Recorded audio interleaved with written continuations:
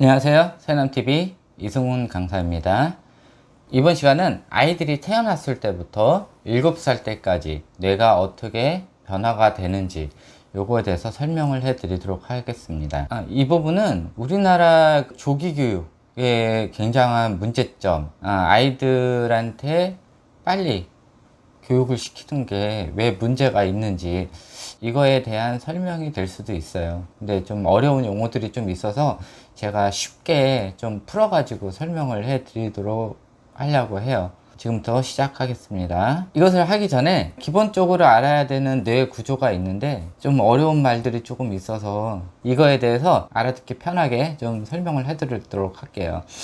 아이가 태어나면서 약 1000억 개의 뇌세포를 가져요. 그리고 이 뇌세포 사이에 또 연결 통로가 있어야 되고, 연결 통로가 얼마나 또 빨리빨리 전달이 되는지 이런 게 있어야 사람들마다 이렇게 좀 특징이 다른데, 어떤 사람은 좀 빠릿빠릿하고 어떤 사람들은 좀 느리고, 생각하는 것도 어떤 사람은 빨리 생각하고 어떤 사람들은 좀 생각하는 게 늦고, 어렸을 때 이런 것들이 원인이 될 수 있다고 제가 생각을 해요. 그리고 또 여러 가지 교육, 학습 받았던 거, 학습이라고 했던 게 뭐 학교에서 배우는 이런 학습 말고 경험 학습도 학습이니까 간단하게 설명을 하자면은, 뇌는 크게 뇌세포, 뉴런, 시냅스, 수초화 이런 게 있어요. 태아가 엄마 뱃속에 있을 때 이 1000억 개 정도의 이 뇌세포가 생성이 되고, 뇌세포와 뇌세포 사이에 연결하는 신호가 뉴런이에요. 그리고 이 뉴런이 움직이려면 전기 신호가 필요한데, 뉴런을 움직일 수 있게 해주는 게 이 시냅스고, 이 시냅스가 더 빨리 움직이게 해주는 게 이 수초화예요. 이것들이 엄마 뱃속에 있을 때부터, 태아가 거의 나올 때쯤, 이때부터 해가지고 2살 때까지 이 작업이 완성이 되는데, 이거에 대해서 제가 쉽게 설명을 하자면은, 사람이 뇌가 2개로 나눠져 있다고 그러는 게 좌뇌, 우뇌예요. 간단히 얘기하면은, 뭐 컴퓨터로 얘기하자면 C 드라이브, D 드라이브예요. C 드라이브에서는 일반적인 전체적인 처리를 하고, 그다음 프로그램들 깔고, 그거에 대한 서브 자료들, 뭐 동영상이든지 그림이든지 이런 것들은 따로 이렇게 보관하는 게 좋으니까 그걸 D 드라이브에다 저장을 해요. 그래서 C 드라이브는 보통 용량을 작게 해요. 운영체제니까. 그 다음에 D 드라이브는 뭐 영상이든 뭐 사진이든 이런 것들을 집어넣어야 되기 때문에 용량이 커요.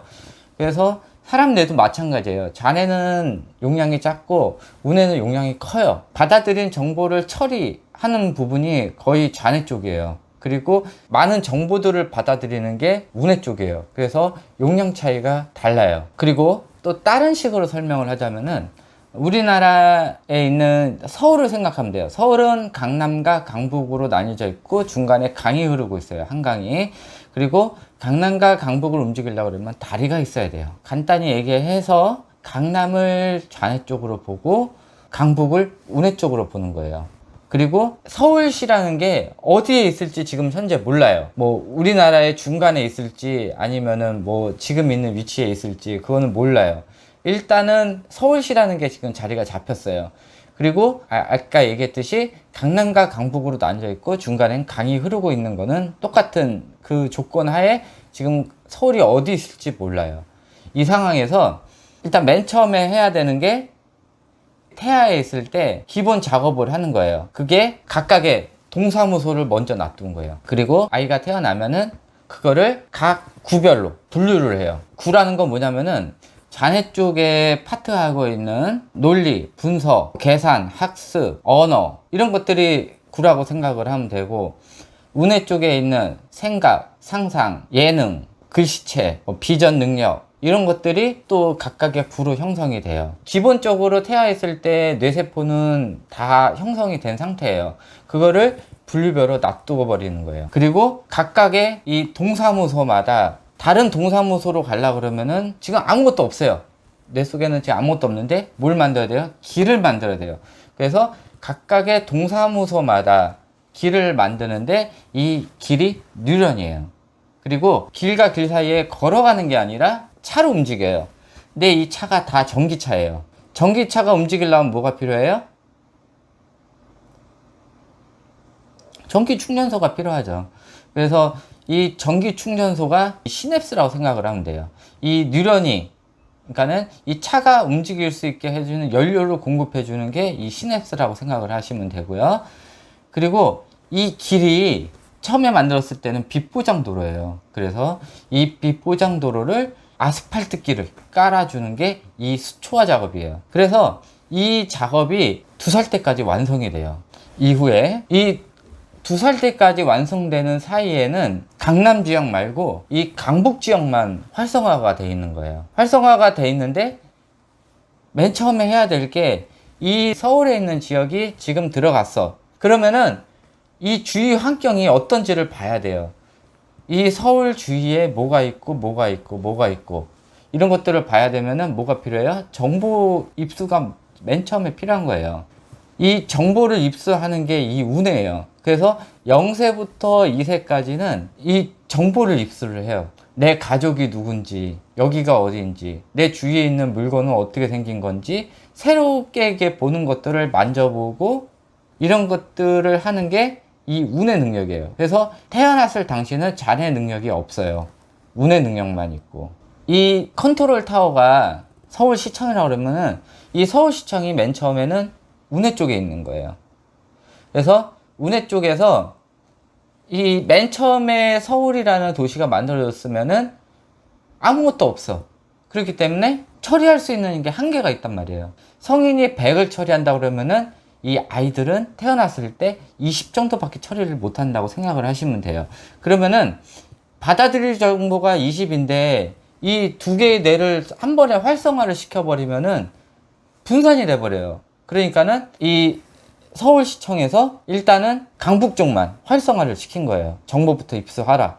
그래가지고 이 수초화 작업이 완성되는 이세까지는 이 강북 지역만 활성화를 시킨 거예요. 정보 입수 작업만. 그런 다음에 정보가 웬만큼 입수가 됐으면은 이제 정보 처리를 해야 돼요. 그래서 이 서울시청 자리가 이제 슬슬 좌뇌 쪽으로 옮겨가는 거예요. 그러니까 강남 쪽으로. 그러면서 강남에 있는 일부 구를 오픈을 시켜요. 일부를. 그 부분이 언어 능력이에요. 그때 2살이 넘으면은 언어 능력 부분이 활성화가 돼요. 그래서 받아들인, 또 많이 들어본 이런 것들을 말을 할 수 있게 하는 단계가 2살 이후부터 가능하게 된 거예요. 뭐 1살 때 엄마, 아빠 이런 거는 이제 할 수는 있겠지만은 제대로 좀 알아듣고 얘기하는 거는 이 2살 이후부터 가능한 거예요. 이 수초화 작업이 완성이 된 이 시점부터. 그리고 나서 아이가 하는 행동이 조금씩 인지 능력을 갖고 그거에 대해서 정상적인 행동을 하게 하는 게 이 자뇌 능력이 조금씩 늘어남에 따라 아이들이 정상 생활이 가능하게 되는 거예요. 그러니까는 아까 얘기했던 이 서울시청이 조금씩 구를 푸는 거예요. 근데 아까 얘기했다시피 아이는 받아들일 수 있는 정보는 한계가 있어요. 그렇기 때문에 이거를 한 번에 확 풀지 않고 조금씩 푸는 거예요. 근데 이 문제가 뭐냐면은 제일 늦게 푸는 게 이 문자 해독하는 부분을 제일 늦게 풀어요. 이거를 7살이 넘어가면서부터 이 받아들인 이 문자도 어떻게 보면 암호예요. 암호고 기호예요. 이거를 각 나라별 아이들이 자기 나라 언어를 배우면서 보고 듣고 이런 것을 자네 쪽으로 들어가면서 여기서 문자 해독을 하는 거예요. 그래서 가라는 글자는 기억하고 아라는 게 붙어가지고 가라고 읽고 가라고 쓴다 라는 거를 배우는 거예요. 7살 이후부터. 그게 문자 해독 능력이 가능한데 이거를 7살 이전에 해버려 버리면은 이 뇌에서 혼란이 오는 거예요. 아직 오픈을 안 했는데 이 문자 해독 기능을 오픈을 안 했어. 지금 이 시청에서 허가를 안 냈어요. 근데 허가를 안 낸 곳에 어떤 거를 처리하라고 명령을 보낸 거예요. 오픈도 안 했는데. 그러면은 여기서 일을 처리할 수가 없는 거예요. 그러면 여기서 일하는 관리자는 짜증나겠죠. 아니 오픈도 안 했는데 무슨 일을 처리하라고 그러냐. 그러면서 불만이 쌓여버리는 거예요. 근데 뇌에서는 계속 해라 하고 명령을 내리는 거예요. 아이가 하고 싶어 하겠어요? 부모가 시키니까 하는 거예요. 근데 아이는 준비가 안 돼 있어요. 뇌에서 아직 오픈 준비가 안 돼 있는데 일을 시키는 거예요. 그러니까는 여기서 거부 반응이 일어나는 거예요. 그러면은 요 다음부터 이 똑같은 일을 시켜버리면은 반항을 하는 거예요. 근데 계속 시키다 보면 어쩔 수 없이 오픈을 하는 거예요. 그래서 자동적으로 오픈을 한 다음에 일을 시키는 거하고 이 닫혀져 있는데 오픈을 강제로 시켜가지고 하는 거랑 준비가 안 돼 있는데 오픈을 시켜버리니까는 아이가 나중에는 이 부분에 대해서 학습 장애가 일어나 버리는 거예요. 그래서 이 운의 성향 아이들은 이 오픈이 안 됐던 것들을 강제로 시켜버리면은 거부 반응이 일어나고 반항을 하게 돼요. 근데 여기서 또 중요한 게 뭐냐면은 이게 연구 결과에 따라서 우리나라의 운의 아이들이 80%다라고 얘기를 하는데 제가 생각하기에는 한 30% 정도라고 생각을 해요. 왜냐면은 아이가 태어났을 때는 일단은 정보를 받아들여야 하기 때문에 운의 성향을 가지고 태어나요. 이 처음부터 잔의 성향을 가지고 태어나 버리면은 아이들이 정보를 받아들이지 못해요. 운의 성향을 가져야 아이들이 정보를 받아들이고 듣고 눈으로 보는 것을 저장하고 이렇게 되는데 이 부분에서 테스트를 해버리면은 당연히 다 운의 아이들이지. 근데 제가 생각하는 거는 엄마 뱃속에 있을 때 이미 아이들이 잔해 운해가 돼서 태어난다고 생각을 해요. 그래서 아이가 태어났을 때 잔해 성향을 가지고 있는 뭐 논리, 분석, 계산, 학습 뭐 이런 것들, 운해에 있는 뭐 상상, 생각, 비전, 뭐 글씨체, 뭐 예능 이런 것들, 이런 것들이 만들어져 있기는 한데 문이 다 걸어 잠긴 상태예요. 그래서 이 잔해 쪽에 있는 이 문이 걸어 잠겨져 있는 상태를 7살이 넘어가 버리면 풀어주는 거예요.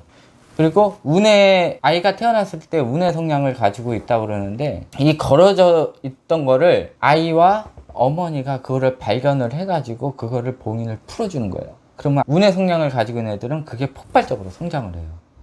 폭발적으로 성장을 하다 보니까는 이거를 운해만으로 감당을 못하기 때문에 그때 강제적으로 잔해를 푸는 거예요. 근데 이거는 자연스럽게 풀어버리는 거예요. 잔해 쪽을.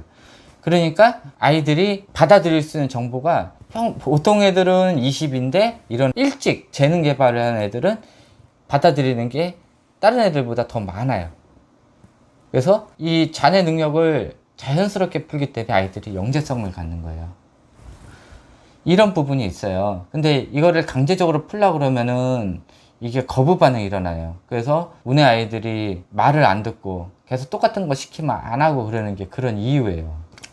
근데 아까 잔해형, 운해형 아이가 있다 그러는데 이 잔해형 아이는 운해에 있는 이것들이 건물이 생성된 게 아니라 기초공사만 돼 있어요. 만들 수 있는 기초공사가. 그리고 이 운해형 아이들은 이 잔해 쪽에 있는 게 또 건물이 완성된 거를 걸어 잠근 상태가 아니라 기초공사가 되어 있는 거예요. 거기에 건물을 7살 이후에 자동적으로 만들어져요. 근데 먼저 만들어진 이 잔해형보다는 떨어지게 되어 있는 거예요. 그리고 잔해형 아이들은 운해형 아이들이 만들어져 있는 거를 이렇게 걸어 잠근 거를 푸는 것보다는 역시 잔해형 아이들은 운해 쪽에 있는 게 기초공사만 되어 있기 때문에 그거를 만들어 나가야 되는 거기 때문에 시간이 또 더 오래 걸리는 거고, 운의 아이들한테 강제적으로 학습을, 그러니까 7살 이전에 시켜버려 버리면은 지금 건물도 안 생겨 있고 기초공사만 돼 있는데 지금 받아들일 준비가 안 돼 있어요. 그때 그거를 강제로 시키려고 그러니까는 어떻게 급하게 만들어야 되는 거예요. 거기를 학습에 관련된 것도 만들어져 있지도 않아요. 그냥 기초공사만 돼 있어요. 근데 거기를 강제로 학습을 시키니까는 받아들이려고 그러면은 천천히 7살 때부터 이 빌딩을 만들어서 거기다가 들어가야 되는데 급하게 만드니까는 부실공사가 되는 거예요. 아니면은 급하게 받다 보니까는 그냥 바람막이만 할 수 있는 그런 거부터 시작을 하는 거예요. 그러니까 아이들이 어려운 거예요. 7살 이전에는 읽는 것도 어렵고 아이들이 공부하기 싫어하고 이런 것들이 이런 기초공사만 돼 있기 때문에 어려운 거예요. 잔해형 아이들 같은 경우는 아까 얘기했잖아요. 이미 건물이 만들어져 있는데 걸어 잠갔다고. 그러니까는 이것만 풀어주면 돼요. 걸어 잠긴 거를 강제로라도 풀어주면은 아이들이 돼요. 근데 아까 얘기했다시피 아이들이 받아들일 수 있는 정보의 한계가 정해져 있기 때문에 이 강제적으로 풀다 보면은 문제가 뭐냐면은 정보를 받아들이는 양이 줄어들어 버려요. 정보를 받아들이는 양이 줄어들어 버리고 그냥 처리할 수 있는 양만 늘어나 버리는 거예요. 그러니까 이 조기 교육 자체가 운의 성량을 줄여버리는 거예요. 그리고 자뇌 성량을 갑자기 확 늘려다 보니까는 아이들이 생각할 수 있는 능력이 떨어져요. 그래서 6살까지는 웬만하면은 학습 공부를 안 시키고 많이 볼 수 있는 이 경험 정보를 많이 해주는 게 좋기는 한데, 문제가 우리나라 교육 현실이에요. 학교를 가면은 일단 다 읽고 와야 돼. 선생님들도 또 그렇게 알고 있어요. 그리고 남들보다 뒤처진 거를 원하지 않는 부모님들의 이 경쟁심, 또 비교하는 거, 또 좋은 대학을 나와야 좋은 삶을 살 수 있다라는 그 오해. 요즘 대학생들 많은데 다 놀고 있잖아요. 그러니까는 그것도 조금 이상한 거예요. 그러니까 옛날 70년대, 80년대, 90년대 이런 사상을 가지고 있는 것들이 아직까지 잔재가 남아있고, 그때 배웠던 교사들이 아직도 남아있는 거예요. 그러니까는 이 운의 교육을 그때 교사들은 시킬 수가 없어요. 그래서 많은 문제점이 발생되고 있는 거예요. 우리나라 교육 현실이 그렇기 때문에, 그리고 이 선진국 자체가 모든 교육 현실이 그래요. 그렇기 때문에 조기 교육, 이것들이 아이들을 망치는 길이에요. 그래서 이 조기 교육이 아이들의 있는 이 운의 성장을 굉장히 방해를 하고, 아이들이 잘못된 길로 걸어가게 하고, 아이들한테 스트레스를 줘가지고 선천성이 아닌 후천성 문제가 생기는 거예요. 그러니까 후천성 ADHD든 뭐 자폐든 이런 것들이 이 조기 교육 아니면은 강제로 뭐 시켜가지고 하려고 하는 거. 그러니까 부모님들이 본인이 편하기 위해서 시키면 시킬 대로 하게끔 하는 거. 이런 것들이 운의 성장을 막고 아이들한테 거부 반응을 일어나게 해요. 이런 것들이 지금 아이들 내 성장 과정에서 많이 방해하는 요인이고, 아이들 운에는 일단 태어났을 때부터 6살까지 운의 성장이 폭발적으로 성장을 하다가 이 성장한 것들이 점점 떨어져요. 그래서 자네와 운해가 100을 쓴다 그러면은 이 100을 쓴다고 전체적으로 100을 쓰는 게 아니에요. 운해는 정보 전달을 많이 받아야 되기 때문에 어린 시절에 많은 경험 정보를 쌓으라고 이 눈으로 보는 것들을 다 메모리를 해요. 듣는 것들을 다 메모리를 하고, 그러다가 이제 5살, 6살 이렇게 넘어가면서 슬슬 자네가 성장을 하다가 그거를 배운 거를 처리를 해야 될 거 아니에요. 행동에 옮겨야 되고. 그렇기 때문에 7살이 넘으면서 폭발적으로 성장을 하면서 이 배운 것들을 행동에 옮기게 돼요. 그리고 나서 이 자네가 성장하면서 정보를 받아들일 수 있는 이 운해가 점점 줄어들고 자네가 점점 늘어가게 돼요. 근데 이때 7살 넘어서부터는 다음번 강의에 해드릴게요. 자, 또 얘기하다 보니까 또 한 20분 됐네요. 그래서 이 부분은 아이들 유아 때 교육에 굉장히 중요하고, 또 이게 또 내용이 길다 보니까는 또 앞부분만 보고 또 안 보시는 분들이 있을 것 같아서, 하여튼 이 부분은 굉장히 중요하기 때문에 웬만하면 끝까지 보셨으면 좋겠네요.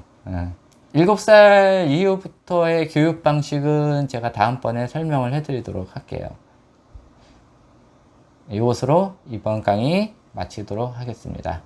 구독과 좋아요는 영상 제작에 큰 도움이 됩니다. 예, 감사합니다.